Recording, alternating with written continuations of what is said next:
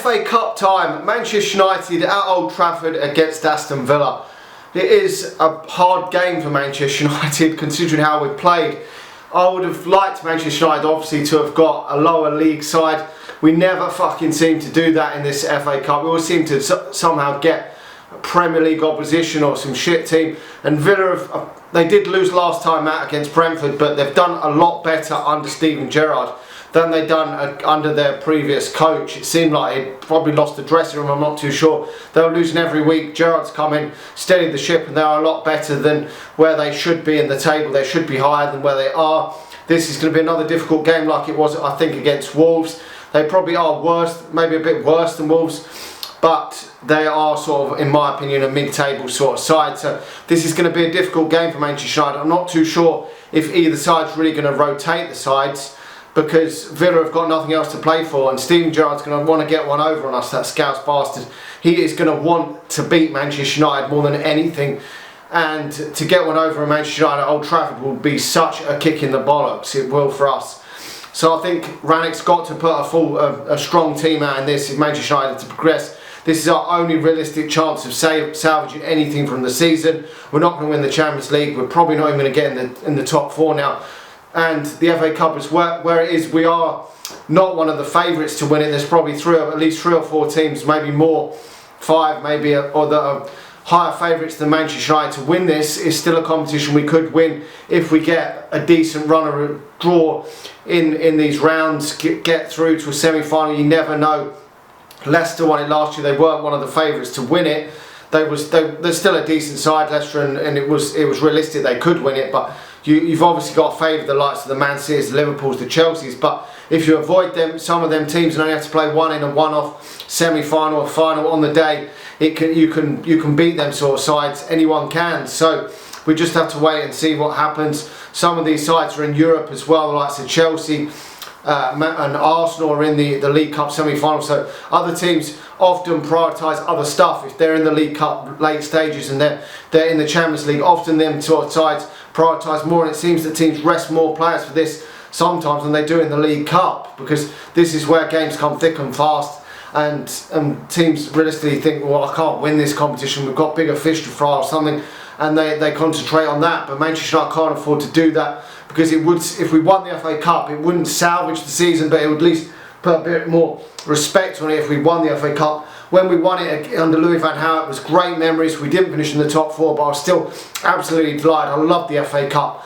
So how the fuck is Rannick going to line up? Because whatever Rannick's doing at this moment in time, for me, it's not working. We played average Premier League sides so far, and below average Premier League sides, and we've been shitting pretty much all these games. The tactics have not worked. Whatever he's saying to the players, they're not listening to him.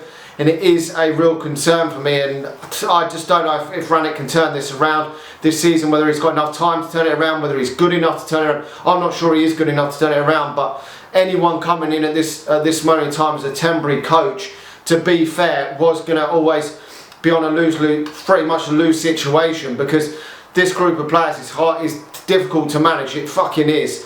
And it would have been a bit different maybe if Antonio Conte, someone like that, and an absolute elite manager with the strong character that he is, the ruthless guy he is, if he'd been coming in on a permanent basis, these players probably would have butt their fucking ideas up, would have had to have butt their ideas up, or they would have been out. But with Rannick only being in a short period of time, all these players really taking in what he's saying with his philosophy, his ways, because a new coach is going to come in the next 6 months and want to play a different style of play, have different tactics, maybe use different personnel to what he's using. And there are a number of players that want to leave this football club, which is a problem for Manchester United. How the fuck does he line up for this game? Well, he's going to go with the 4-2-2-2. Pretty much, it's obvious he's going to do that. We know that. He's going to probably go with Dean Henderson in goal. The fullbacks are probably going to be Telles and Dalot. It's probably going to be Varane and Jones as the centre-backs, because Maguire hasn't trained this week. Fred will probably come back in midfield. It will probably be, I'm not too sure which one. He's probably going to go with McTominay, and I don't know what else he's going to go with. Probably Rashford on one side, Bruno Fernandes, then Cavani and Ronaldo up front. I think he's going to go with something like that. I don't see the likes of Donny van der Beek getting a look in this game because he's just been shun out the team for ages. I think Greenwood's probably going to come out the team for this one, and Sancho hasn't really done a lot himself in these last couple of games to suggest that he's probably going to start another one. I'm not saying that Rashford's done a lot and Bruno Fernandes, but they were on the bench for the last game, so I've just got a feeling that they're going to come back into the starting lineup. I mean, as well as Greenwood was against Wolves, he didn't affect the game. We didn't score in that game, did we? So he's probably going to come out as well. But they've got some dangerous players. I mean, obviously Danny Ings up front is a massive handful, and we know what a goal scoring ability he's got, so we've really got to keep an eye on him. But Gerrard has definitely improved this team, this Aston Villa side, from what it was. It was in absolute disarray. He's improved that side more than what Rannick's fucking improved on this Manchester United team. But it is a bit different because Steven Gerrard's going in there as a permanent coach, which I don't think these players are listening to Rannick hardly at all. With the fact they know another coach is coming in the summer, we still don't fucking know who the hell that is even going to be. So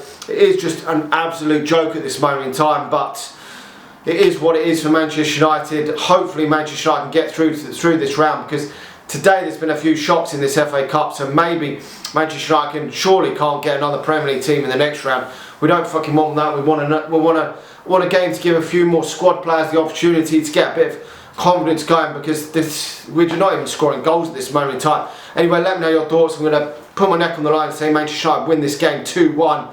I know that is a bit bold considering we're not scoring many goals at this moment in time. Hit that subscribe button, hit the like button, hit the share button if you're watching on Facebook, and I'll talk to you all again soon. See ya.